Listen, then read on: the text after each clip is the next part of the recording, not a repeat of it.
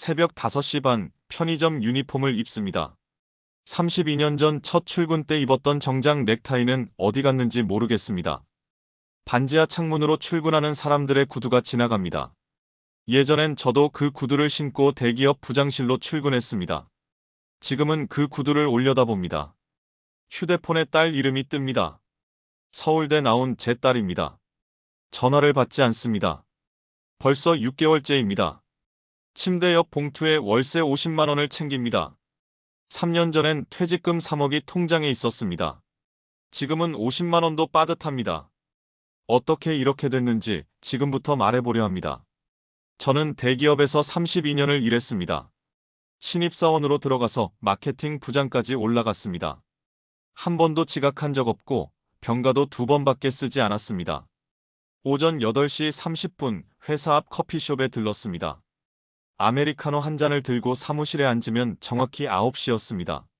그 루틴을 32년 동안 지켰습니다. 마케팅 부서에서 담당했던 브랜드만 3개였습니다. 연매출 5천억짜리 제품들이었습니다. 회의 자료는 항상 전날 밤에 완성했습니다. 임원 보고 때 수정 사항이 나온 적이 거의 없었습니다. 승진 탈락도 없었습니다. 동기들이 하나둘 그만둘 때도 저는 남았습니다.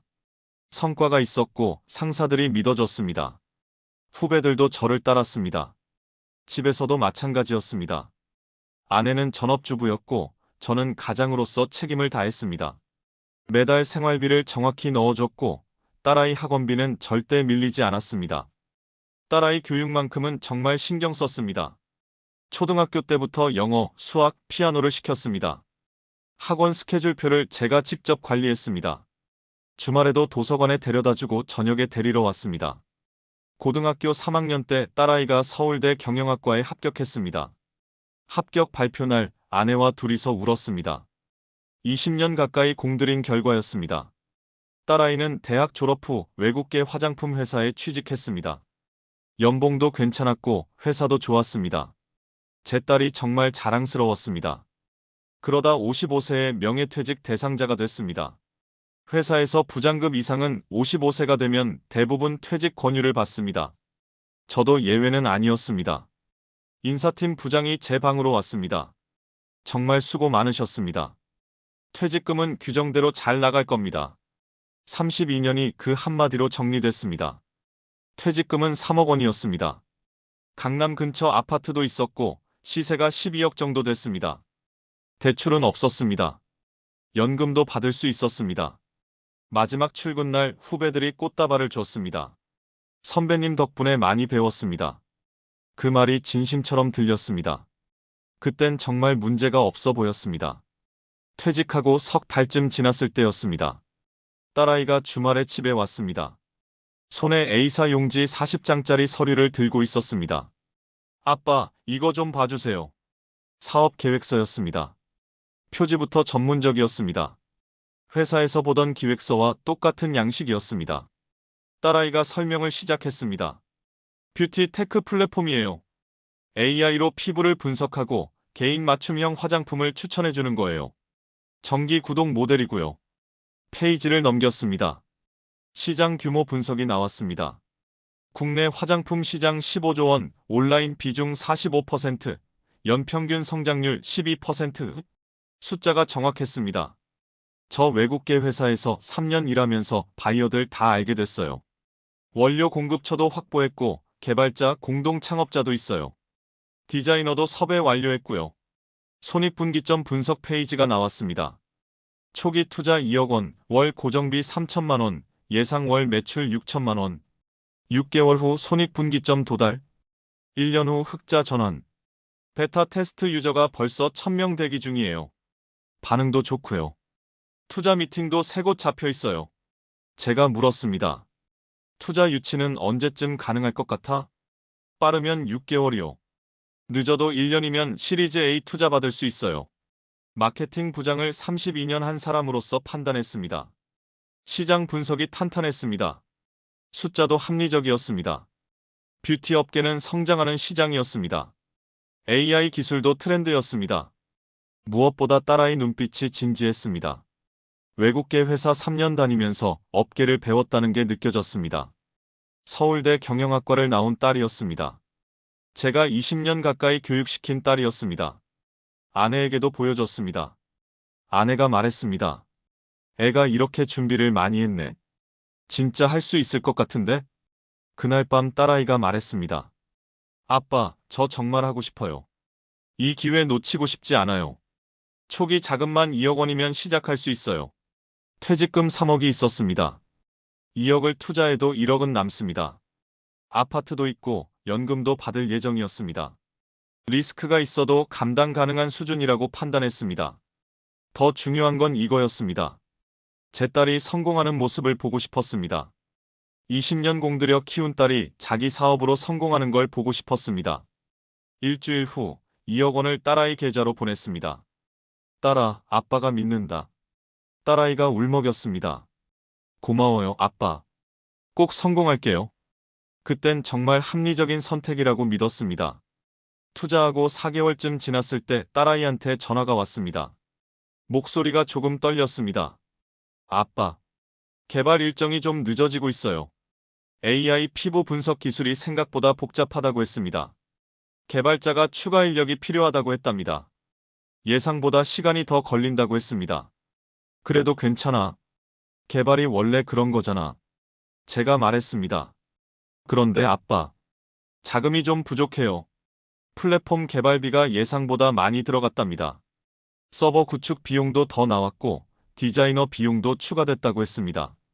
직원 인건비도 밀려 있다고 했습니다. 얼마나 부족한데? 8천만 원이요. 숨이 막혔습니다.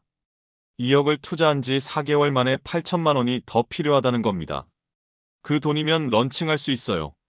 그럼 바로 매출 들어올 수 있고 투자 미팅도 제대로 잡을 수 있어요. 퇴직금 3억 중에서 2억을 이미 넣었습니다. 남은 돈은 1억이었습니다. 거기서 8천만 원을 더 넣으면 2천만 원밖에 안 남습니다. 아내에게 얘기했습니다. 아내가 난감한 표정을 지었습니다. 여보, 그런데 여기서 그만두면 지금까지 넣은 2억이 그냥 날아가는 거잖아요. 맞는 말이었습니다. 이미 2억을 투자했습니다. 여기서 중단하면 그 돈을 하나도 못 건지는 겁니다. 8천만 원만 더 넣으면 런칭이라도 할 수 있다는 겁니다. 딸아이가 다시 전화했습니다. 아빠, 저 진짜 할 수 있어요. 조금만 더 시간 주세요. 베타 유저 반응도 좋고 투자사들도 관심 보이고 있어요. 마케팅 부장 경력으로 다시 계산해봤습니다. 손실을 최소화하는 방법은 추가 투자였습니다. 여기서 포기하면 2억이 그냥 증발합니다. 8천만 원 더 넣어서 런칭이라도 하면 회수 가능성이 있습니다. 그렇게 스스로를 설득했습니다. 일주일 후 8천만 원을 보냈습니다. 통장 잔고가 2천만 원으로 줄었습니다. 이번엔 정말 마지막이야. 알았지? 네, 아빠. 고마워요. 꼭 성공할게요. 딸아이 목소리가 밝아졌습니다. 저는 그 목소리를 듣고 안심했습니다. 하지만 뭔가 찜찜했습니다. 계획서에 없던 비용이 계속 생긴다는 게 이상했습니다. 사업 계획이 정확하지 않았다는 뜻이었습니다. 그래도 믿고 싶었습니다. 제 딸이니까요. 지금 생각해보면 그때 멈췄어야 했습니다. 2억에서 선을 그었어야 했습니다. 하지만 여기서 포기하면 아깝다는 생각이 판단을 흐렸습니다. 그게 첫 번째 실수였습니다. 투자하고 7개월째 되던 날이었습니다. 딸아이가 집으로 왔습니다. 눈이 퉁퉁 부어 있었습니다. 아빠, 공동 창업자가 나갔어요. 개발자가 월급을 석 달째 못 받았다고 그만뒀답니다. 새로운 개발자를 구해야 하는데 돈이 없다고 했습니다. 투자사 미팅은 어떻게 됐어? 다 캔슬됐어요. 플랫폼이 완성 안 됐다고, 베타 유저 숫자가 부족하다고. 딸아이가 울기 시작했습니다. 아빠, 여기서 포기하면 1년이 다 날아가요. 6천만 원만 더 있으면 새 개발자 구하고 런칭할 수 있어요. 통장에 남은 돈은 2천만 원이었습니다. 6천만 원은 어디서 구합니까? 아내가 조심스럽게 말했습니다. 여보, 집을 담보로 대출받으면 어때요? 아파트 시세가 12억이었습니다. 은행에 알아보니 6억까지 대출이 가능하다고 했습니다. 금리는 연 5%였습니다. 이자 만월 250만 원이었습니다. 머리가 복잡했습니다. 집에 대출을 받는다는 게 말이 됩니까? 하지만 지금까지 2억 8천만 원을 넣었습니다. 여기서 포기하면 그 돈을 하나도 못 건집니다. 딸아이가 매달렸습니다. 아빠, 제가 성공하면 다 갚을 수 있어요. 런칭만 하면 투자 받을 수 있어요. 저 정말 할 수 있어요. 결국 대출을 받았습니다. 6억 원이 통장에 들어왔습니다. 그 중에서 6천만 원을 딸아이한테 보냈습니다. 이번이 정말 마지막이다. 알았지? 네, 아빠. 이번엔 꼭 성공할게요. 그로부터 석 달 후 플랫폼이 런칭됐습니다. 딸아이가 기뻐하면서 전화했습니다. 아빠, 드디어 오픈했어요. 하지만 현실은 달랐습니다. 가입자가 200명에 그쳤습니다. 월 매출은 400만 원이었습니다. 직원 월급은 600만 원이었습니다. 대출 이자는 250만 원이었습니다. 매달 450만 원씩 적자였습니다. 2달이 지나자 딸아이가 또 전화했습니다. 아빠, 마케팅 비용이 필요해요. 광고를 안 돌리면 가입자가 안 늘어요. 4천만 원만. 저는 폭발했습니다. 지금 무슨 소리야? 돈이 어디 있어? 딸아이가 울었습니다. 전화를 끊었습니다. 그날 밤 회사 후배한테 전화가 왔습니다. 저랑 20년 같이 일한 후배였습니다. 제 밑에서 대리, 과장, 차장을 거쳐 부장까지 올라간 후배였습니다. 선배님 죄송한데요. 제가 지금 급하게 현금이 좀 필요해서요. 4천만 원만 연대보증 서주시면 안 될까요? 석 달만 있으면 제가 다 갚을게요. 20년 의리가 있었습니다. 그 후배는 제가 어려울 때도 도와준 사람이었습니다. 알았어. 서류 보내봐. 4천만 원 연대보증을 섰습니다. 그때는 몰랐습니다. 그게 얼마나 큰 실수인지. 딸 사업도 무너지고 있었고, 대출 이자는 쌓이고 있었고, 보증까지 선 상황이었습니다. 모든 게 동시에 무너지기 시작했습니다. 투자하고 1년 3개월이 지났을 때였습니다. 딸아이한테 전화가 왔습니다. 아빠, 서비스 중단하기로 했어요. 가입자가 300명에서 더 이상 늘지 않았답니다. 월 매출은 400만 원에 그쳤습니다. 개발자가 또 나갔습니다. 투자 유치는 단 한 건도 성사되지 않았습니다. 미안해요, 아빠. 제가 잘못했어요. 딸아이는 울기만 했습니다. 저는 아무 말도 할 수 없었습니다. 2억 8천만 원에 6천만 원까지 총 2억 4천만 원이 그냥 사라진 겁니다. 일주일 후 더 큰 문제가 터졌습니다. 보증 섰던 후배가 잠적했습니다. 전화도 안 받고 회사도 그만뒀다고 했습니다. 4천만 원이 제 계좌에서 빠져나갔습니다. 연대보증인이었으니까요. 후배 번호는 계속 꺼져 있었습니다. 20년 의리가 하루아침에 무너졌습니다. 은행에서 독촉 전화가 오기 시작했습니다. 대출 이자를 석 달째 연체했습니다. 월 250만 원씩 이자가 쌓였고 연체 이자까지 붙기 시작했습니다. 딸아이가 회사를 정리했습니다. 아빠, 저 다시 취직할게요. 제가 돈 벌어서 갚을게요. 딸아이가 다시 취직했습니다. 월급은 350만 원이었습니다. 대출 이자가 250만 원이었습니다. 생활비로 200만 원은 필요했습니다. 매달 100만 원이 부족했습니다. 통장 잔고는 계속 마이너스였습니다. 카드값도 밀렸습니다. 연체 문자가 하루에 10통씩 왔습니다. 아내가 말했습니다. 여보, 집을 팔아야 할 것 같아요. 12억짜리 아파트를 급매로 내놨습니다. 10억에 팔렸습니다. 대출 6억을 갚고 나니 4억이 남았습니다. 전세집으로 이사했습니다. 전세금 3억 원짜리 아파트였습니다. 남은 돈 1억 원으로 연체됐던 카드값, 대출 이자, 딸 회사 정리 비용을 냈습니다. 6개월이 지나자 그 1억 원도 바닥났습니다. 생활비, 병원비, 각종 공과금. 돈은 무서운 속도로 사라졌습니다. 전세 계약 만료 2개월 전이었습니다. 집주인이 전화했습니다. 죄송한데요, 집을 팔려고 해서요. 전세금을 한꺼번에 못 돌려드릴 것 같아요. 2억 원 정도만 먼저 드리고 나머지는 6개월 후에. 통장에 남은 돈은 500만 원이었습니다. 2억 원을 받아도 새 전세를 구할 수 없었습니다. 딸에게 전화했습니다. 딸아, 어떡하지? 딸아이가 울면서 말했습니다. 아빠, 저도 돈이 없어요. 제 월급으로는. 아내가 짐을 쌌습니다. 친정에 가 있을게요. 당신 혼자 알아서 하세요. 여보, 당신 얼굴 보기 싫어요. 왜 그렇게 덤벼든 거예요? 왜 집까지 건 거예요? 아내는 그날 집을 나갔습니다. 부동산을 찾아다녔습니다. 보증금 500만 원에 월세 50만 원짜리 반지하를 거부 구했습니다. 58세에 혼자가 됐습니다. 집도 없고 돈도 없고 가족도 없었습니다.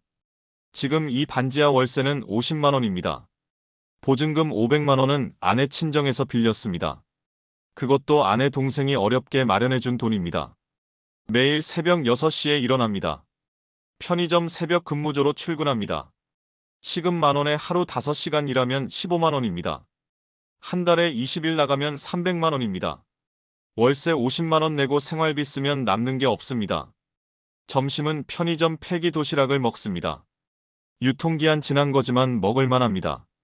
저녁은 라면 한 개로 때웁니다. 한 달 식비가 10만 원 정도입니다. 딸은 연락이 거의 없습니다.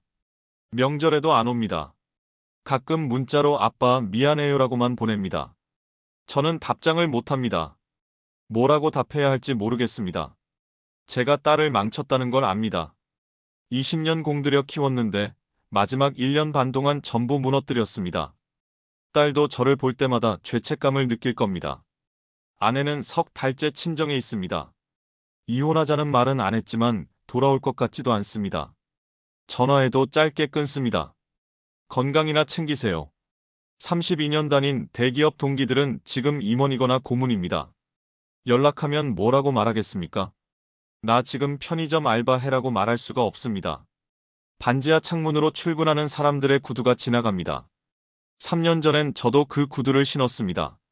지금은 편의점 운동화를 신습니다. 밤에 잠이 안 올 때가 많습니다. 천장을 보면서 생각합니다.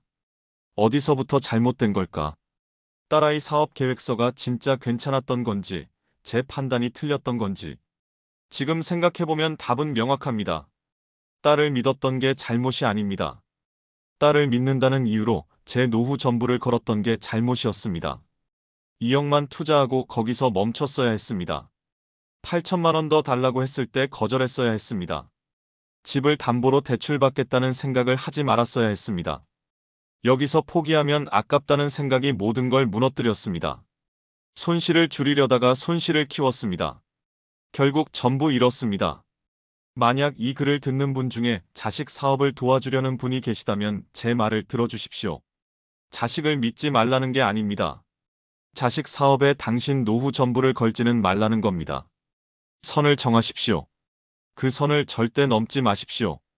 여기서 포기하면 아깝다는 생각에 속지 마십시오. 저처럼 32년 일한 사람이 58세의 반지하에서 편의점 알바를 하게 됩니다. 집도 없고 가족도 없고 미래도 없습니다. 이게 제 이야기입니다. 이 글이 재미있으셨거나 재미없으셨다면 구독과 좋아요, 알림 설정 부탁드립니다. 모든 가정의 기쁨과 행복을 기원합니다.